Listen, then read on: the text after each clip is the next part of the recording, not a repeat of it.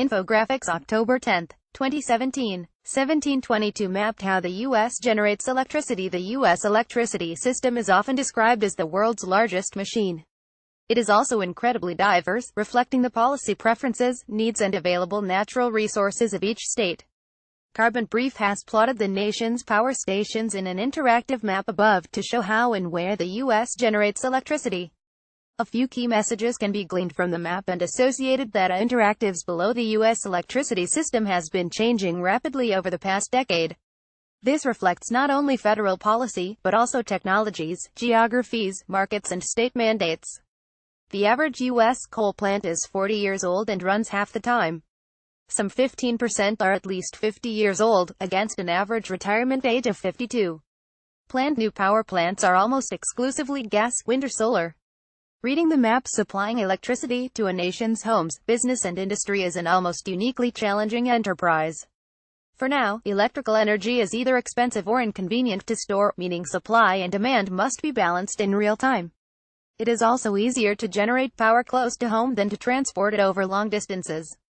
The way electricity is generated fundamentally depends on the fuels and technologies available. The march of progress means this mix is changing, but natural resources and geographies are fixed. Moreover, U.S. states have broad powers to influence the electricity systems within their borders. Putting the U.S. electricity system on a map offers visual confirmation of how important these factors are. Why is solar so prevalent in North Carolina, for example, or coal in West Virginia? You can use Carbon Brief's interactive map, above, to view all the power plants in the U.S. and their relative electricity generating capacities, which are proportional to the size of the bubbles. The dynamic chart in the sidebar summarizes the makeup of the capacity mix. See the notes, below, for full details on how the map was made. Glossary: load factor, a measure of the average output of a power station, relative to its installed capacity. This depends on technical and economic factors.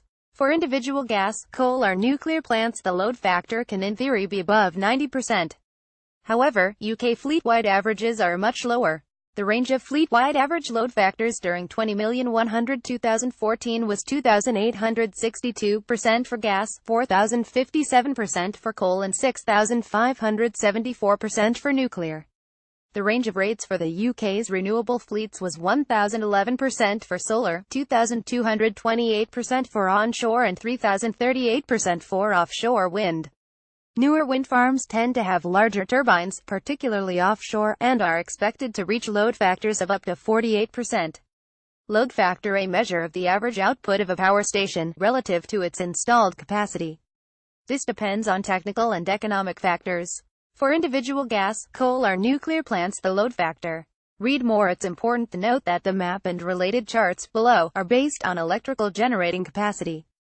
The electricity generated each year by each unit varies according to its load factor. U.S. wind has a load factor of around 35%, while solar is around 27%. These are lower load factors than for nuclear at around 90%. Coal and gas can, in theory, have similarly high load factors, but in practice both are at around 50% in the U.S. See below for figures on electricity generation. Returning to the map, you can stick with the default nighttime background or switch to daytime satellite imagery to see power stations close up and in context with their surroundings.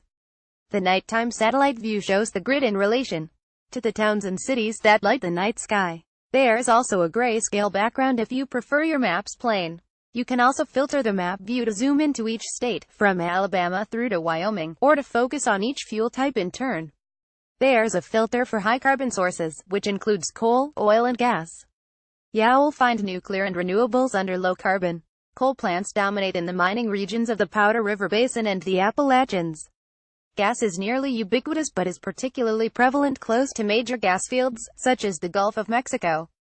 Nuclear is concentrated in the populous eastern and midwestern states. One geographical quirk is that large thermal power plants often cluster along state boundaries. This is because they need water for cooling, drawn from the rivers that mark state lines. Huge dams supply the bulk of power in the Pacific Northwest. Wind is concentrated down the central Great Plains, while solar has bloomed where state policy supports its adoption. Meanwhile, the remote residents of Alaska and Hawaii often rely on oil, which is easy to transport and store. Age of renewables. This picture is not static, having changed dramatically over the past decade. Thousands of old units have retired due to old age, amid markets shaken by the shale gas revolution and stirred by changing state and federal policy. As hundreds of old coal and oil units have retired, wind and solar technologies have come of age and thousands of sites have sprung up across the country. Yet coal, along with an expanding gas fleet, still supplies most of the country's electricity. Carbon brief analysis of data from the U.S. Energy Information Administration (EIA) shows that 501 coal units have closed over the past 10 years, while 45 have opened. Each power plant may have made up of multiple units that may use different fuels. In total, the number of coal units has dropped 35%, black lines in the charts below. Since older plants were smaller, coal capacity has only declined by 11%, 36 gigawatts, GW. The story is similar for oil, where 757 units retired, 385 open and net capacity fell by 21%, 11 gigawatts. Despite these retirements, the average oil or coal unit remains elderly, meaning many more are due to close simply because they are old. This is explored more fully below. Left the number of U.S. electricity generating units by fuel, 10 years ago and today.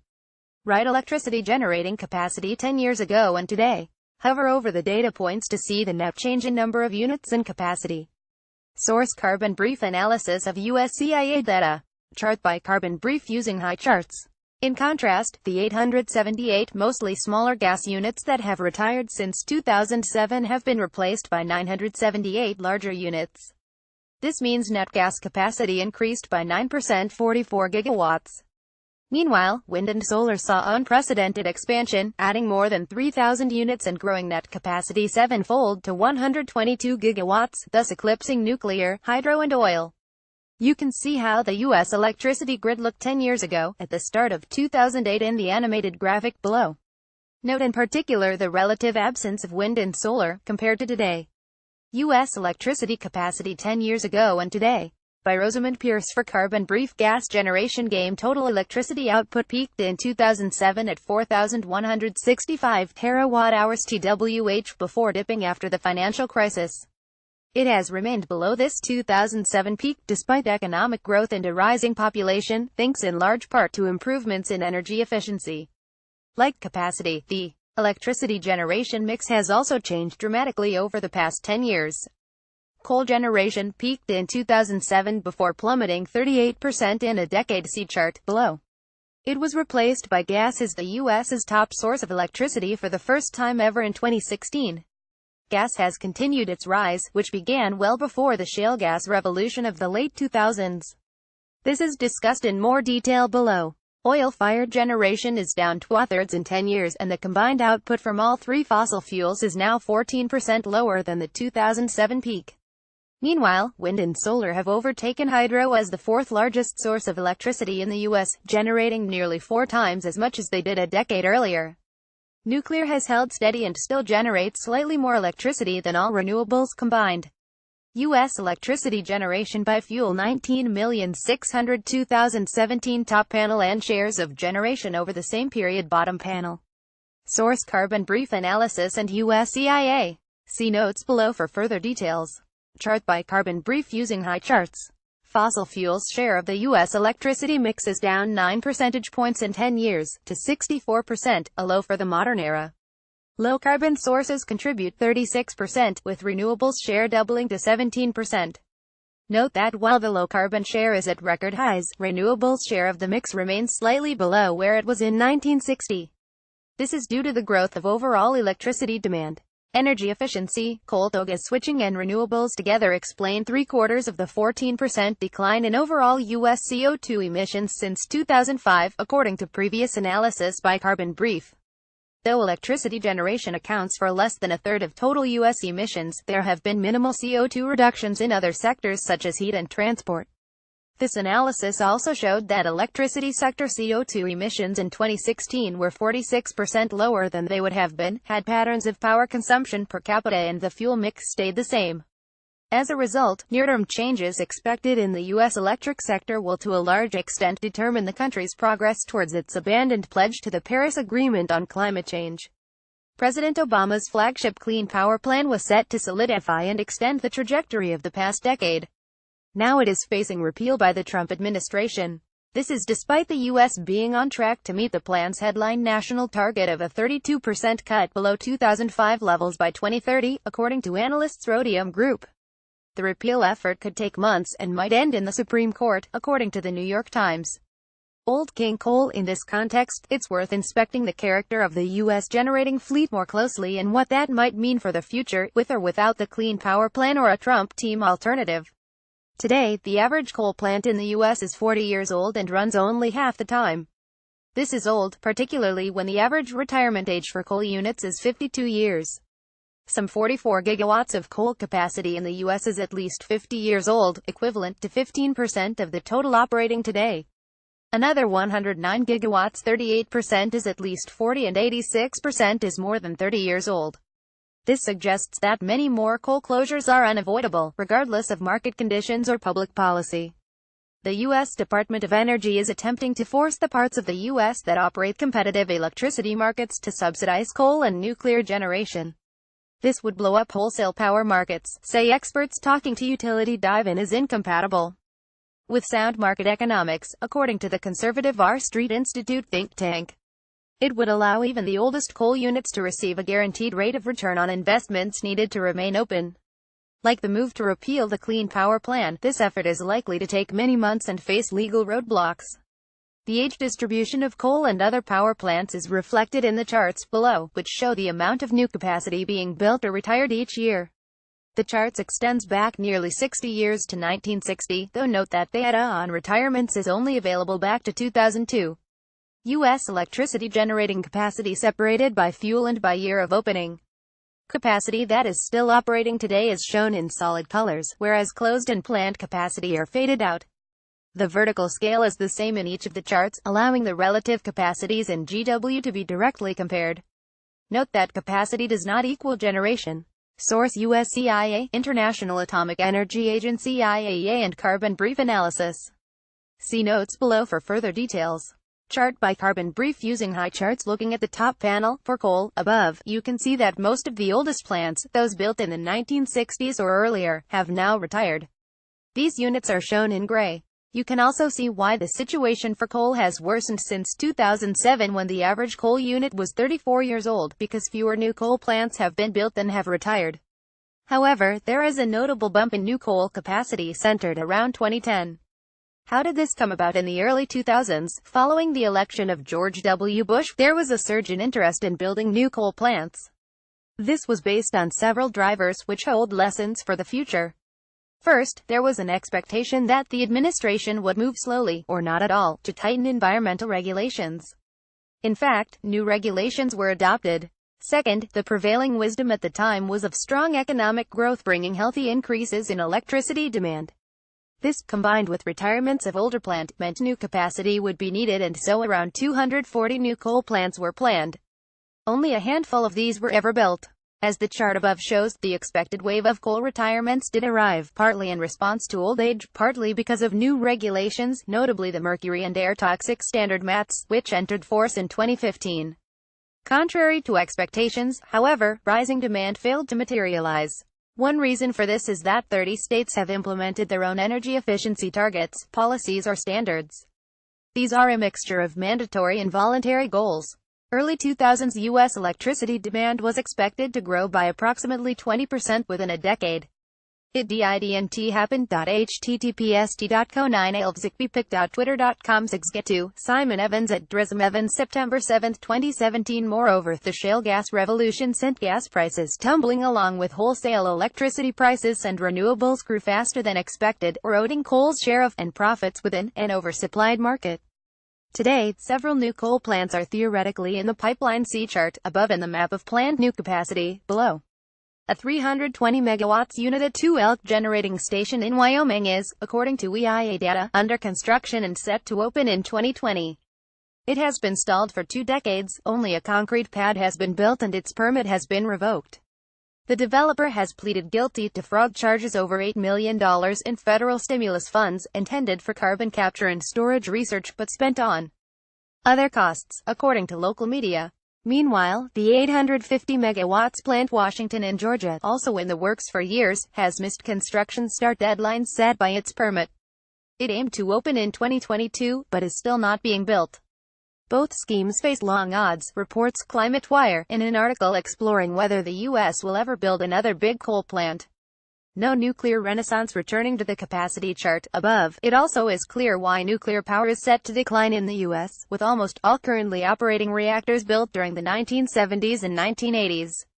Nuclear expansion in this period was punctuated by new safety rules that slowed construction and raised costs, when they were brought in after 3 Mile Island 1979 and Chernobyl 1986. This is starkly illustrated by the 1,200 megawatts Watts Bar 2 nuclear plant in Tennessee, where construction began in 1973. More than 40 years later, it opened in October 2016, after another delay to meet new safety rules brought in after the 2011 Fukushima disaster. 2 nuclear plants remain under construction, totaling 4,400 megawatts, pale pink on the chart above. However, following the bankruptcy of Westinghouse, the firm that was building the reactors, the VC Summer plant in South Carolina has been cancelled mid-build. The Vogtle plant in Georgia, also under threat, has been offered $3.7 billion in new federal loan guarantees. These problems reflect wider issues facing the global nuclear industry, which, outside the state-controlled markets in China and South Korea, has struggled to build new reactors on time and to budget. EDF, which is building the Hinkley C plant in the UK, has faced delays and cost overruns hit schemes in France and Finland. Meanwhile, the 99 nuclear reactors in the US are 36 years old on average.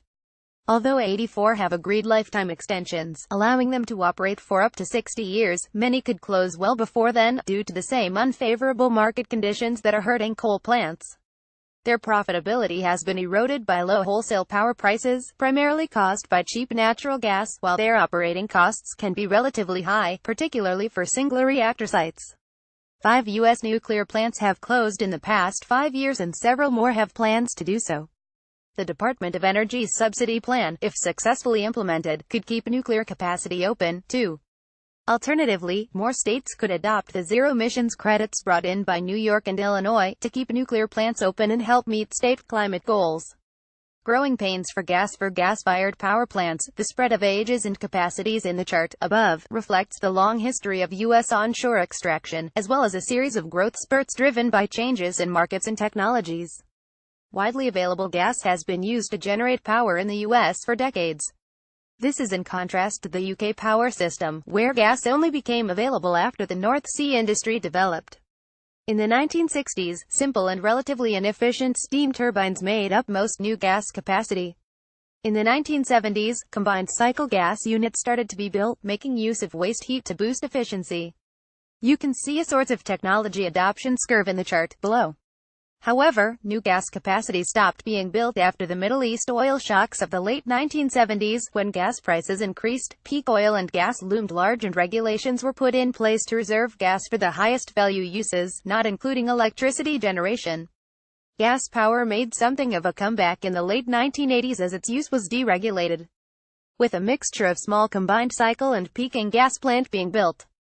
But, in 2000, something remarkable happened. Over the course of 5 years, some 216 gigawatts of gas-fired electricity generating capacity was built in the U.S., of which 2/3 were large, combined cycle units.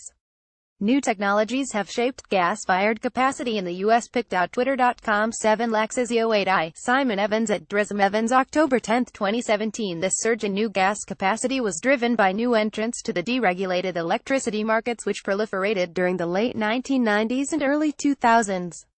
Gas plants are relatively cheap to build, offering quick returns. The Enron scandal in California is another symptom of this period. Those new entrants were also chasing the new electricity demand that turned out to be illusory, as noted above.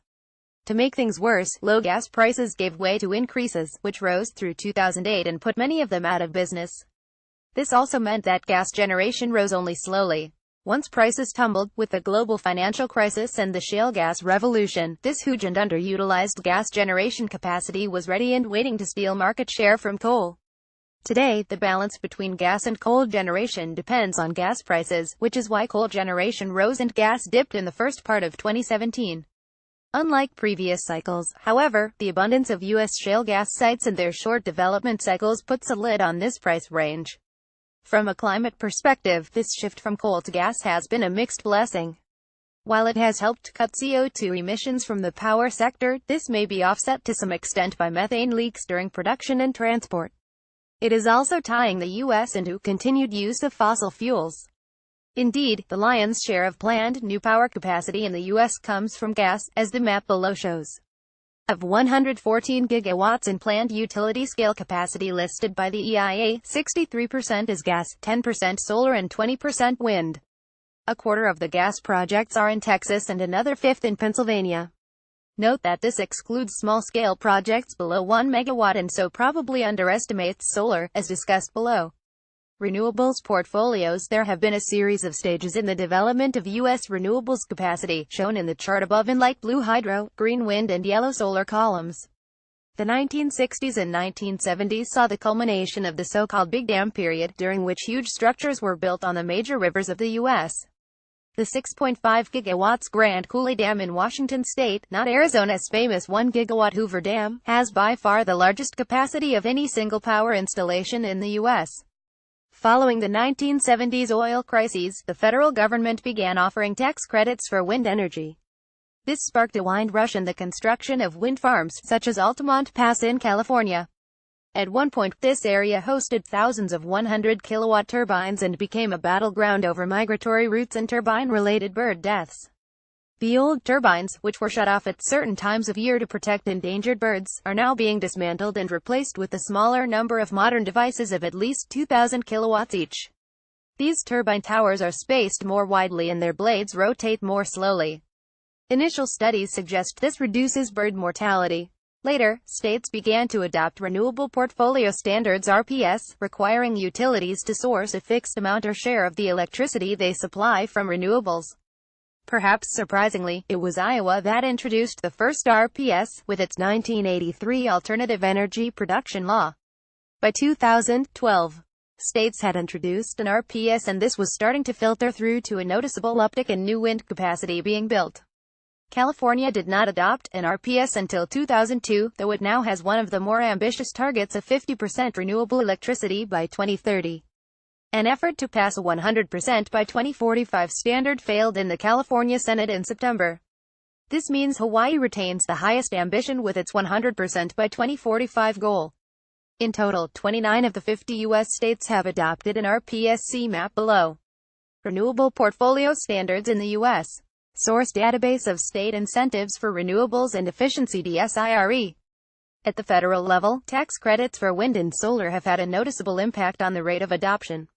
For example, in 2013, wind tax credits temporarily expired and installations fell 92%. For wind, these tax credits are now set to step down over time. A range of other state and federal rules affect the adoption of renewables. These include net metering rules, starting in the late 1990s, that required utilities to buy electricity from homes with solar panels at the retail power price. Net metering, along with innovative financing schemes brought in by the likes of Solar City, has supported widespread and growing adoption of home rooftop solar systems. Another, more esoteric rule, has driven the adoption of solar in North Carolina, despite its relative poor insolation rates. On top of all of this, the cost of wind and solar has nosedived. In 2011, the National Renewable Energy Laboratory (NREL) set a goal for solar to become cost competitive by 2020. In September, it announced that its goal had been met 3 years early, after a 30% cost decline in a single year. Wind costs have also declined steeply, according to the Lawrence Berkeley National Laboratory. The best onshore wind sites are now cheaper than gas, per megawatt-hour of new generation, with solar set to join it early in the 2020s, according to Bloomberg New Energy Finance.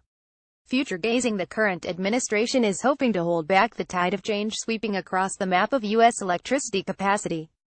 But the changes that have already taken place over the past decade have been driven by many factors, only one of which is the federal government.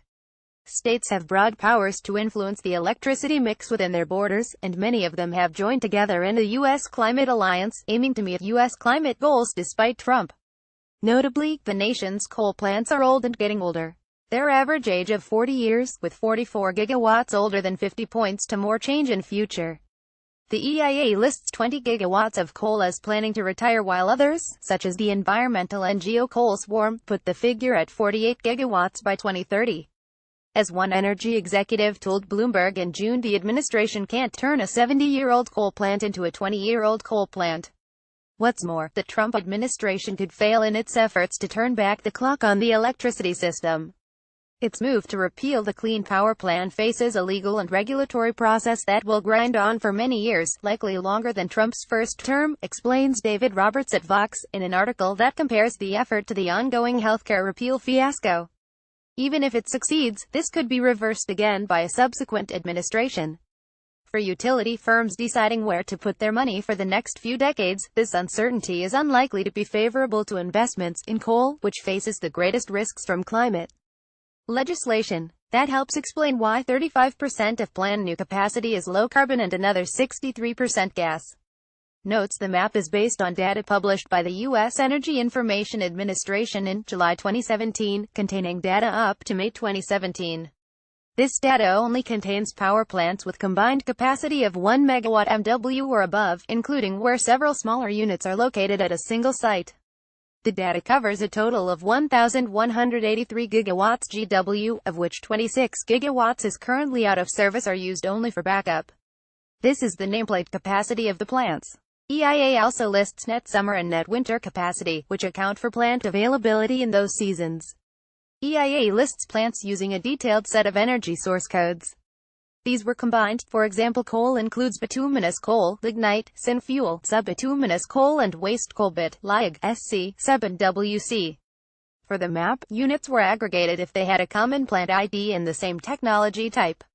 For example, the map has 3 bubbles for the Berry plant in Alabama, 1 for coal, 1 for gas combined cycle and 1 for peaking gas for multi on its sites. The capacity is the combined total and the year opened is the range from the first to the last unit to open. The bubble sizes are only roughly proportional to the plant capacity in MW. There are 8 bubble sizes, each representing a range of capacities, with thresholds when capacity doubles. This means there is no direct relationship between the area or diameter of the bubbles and a site's capacity.